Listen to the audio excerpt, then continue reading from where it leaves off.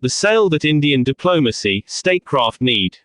Striking the right balance between continental and maritime security will enable India's long-term security interests.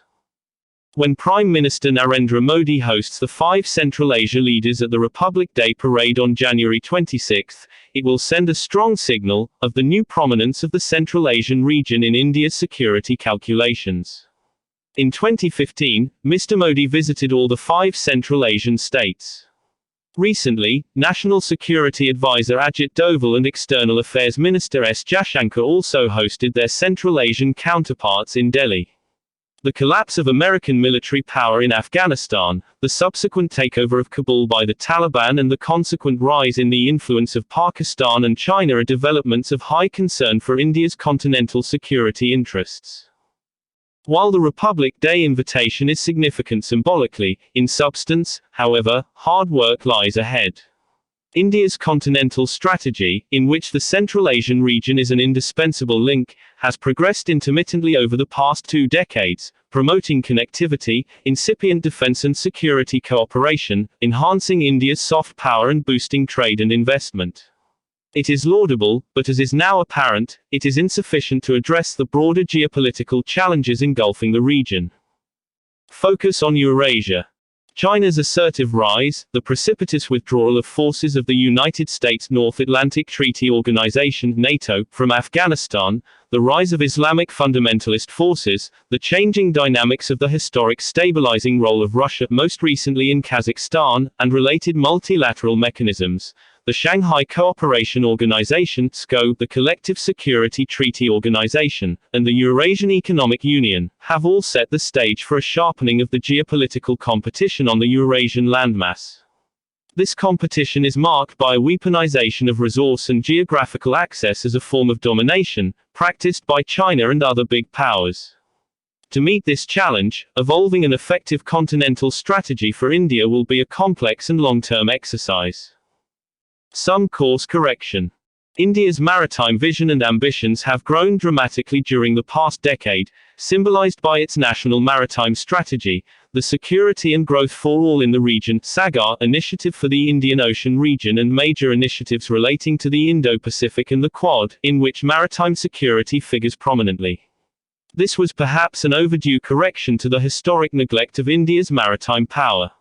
It was also a response to the dramatic rise of China as a military power. It may also be a byproduct of the oversized influence over our think tank community of Anglo-Saxon strategic thinking, which has tended to emphasize the maritime dimensions of China's military rise more than others.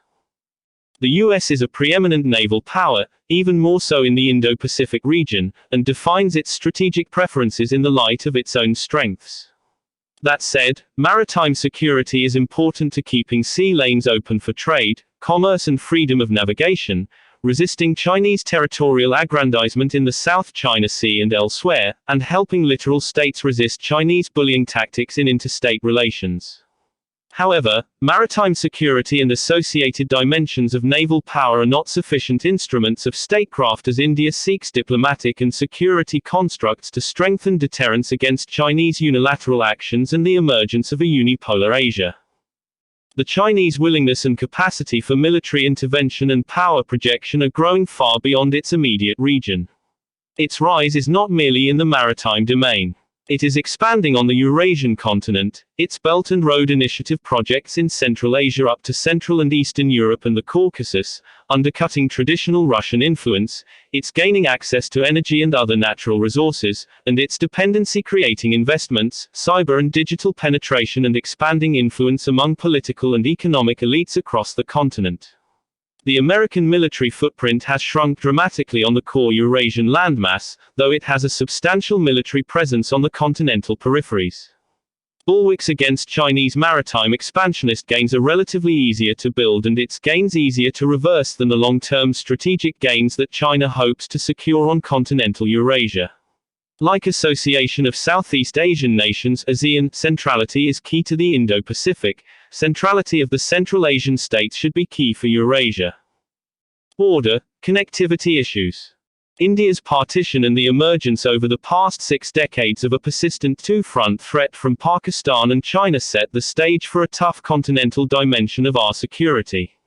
There is increased militarization of the borders with Pakistan and China, with the Ladakh sector now increasingly looking like it will see permanent deployment on the Siachen Glacier. India has been subject for over 5 decades to a land embargo by Pakistan that has few parallels in relations between two states that are technically not at war. Connectivity means nothing when access is denied through persistent neighboring state hostility contrary to the canons of international law. Difficulties have arisen in operationalizing an alternative route, the international North-South transport corridor, on account of the US's hostile attitude towards Iran. It may appear strange that while we join the US and others in supporting the right of freedom of navigation in the maritime domain, we do not demand with the same force the right of India to conduct interstate trade, commerce, and transit along continental routes, be it through the lifting of Pakistan's blockade on transit or the lifting of US sanctions against transit through Iran into Eurasia. With the recent Afghan developments, India's physical connectivity challenges with Eurasia have only become starker. The marginalization of India on the Eurasian continent in terms of connectivity must be reversed. Where the US stands. The ongoing US-Russia confrontation relating to Ukraine, Russian opposition to future NATO expansion and the broader questions of European security, including on the issue of new deployment of intermediate-range missiles, following the demise of the Intermediate-Range Nuclear Forces (INF) treaty, will have profound consequences for Eurasian security. This comes against the background of an ongoing US review of its global military commitments. While the US had over 65,000 troops under its European command in 1992, it now has about 65,000. Even with the rise of China's military power, over the past decade, the US, which had about 1,000 troops in the early 1990s under what is now called the Indo-Pacific Command, currently has about 90,000 troops, mostly committed to the territorial defense of Japan and South Korea. The US Central Command (CENTCOM) has undergone a major transformation during the last decade. It had about 70,000 troops a decade ago, related to the wars in Iraq and Afghanistan, but has less than 10,000 personnel now. The bottom line is clear: the US would be severely stretched if it wanted to simultaneously increase its force levels in Europe and the Indo-Pacific. Successive waves of post-Cold War NATO expansion only increased overall insecurity, with the potential to create for the US the mother of all quagmires. A major conflict, if it erupts in Central Europe, pitting Russia, Ukraine and some European states, will stall any hopes of a substantial US military pivot to the Indo-Pacific. Geopolitics may be fractured but always add up globally. Russia and China do not need to be alliance partners to allow for coordinated actions relating to Taiwan or Donbas, as such coordination would flow from the very logic of the strategic conundrum that the US now finds itself in. In the same vein, European NATO powers dependent on the US can do only so much for strengthening security in the Indo-Pacific. Their engagement with the Indo-Pacific is welcome, but we should not only be cognizant of the limitations of geography, obvious gaps between strategic ambition and capacity, but also the inherently different standpoints of how major maritime powers view critical questions of continental security. India is unique, as no other peer country has the same severity of challenges on both the continental and maritime dimensions. Be assertive about rights. Going forward, it is clear India will not have the luxury of choosing one over the other. We would need to acquire strategic vision and deploy the necessary resources to pursue our continental interests without ignoring our interests in the maritime domain. This will require a more assertive push for our continental rights, namely that of transit and access, working with our partners in Central Asia, with Iran and Russia, not that we have many other options, and a more proactive engagement with economic and security agendas ranging from the SCO, Eurasian Economic Union (EAEU), and the Collective Security Treaty Organization (CSTO). Stabilizing Afghanistan is a necessary but not a sufficient condition.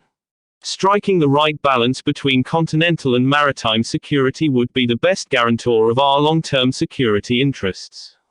But this will not be easy, as we would need to work with different partners on different agendas even while the geopolitical contradictions play out in the open. India will need to define its own parameters of continental and maritime security consistent with its own interests. In doing so, at a time of major geopolitical change, maintaining our capacity for independent thought and action, namely strategic autonomy, will help our diplomacy and statecraft navigate the difficult landscape and the choppy waters that lie ahead.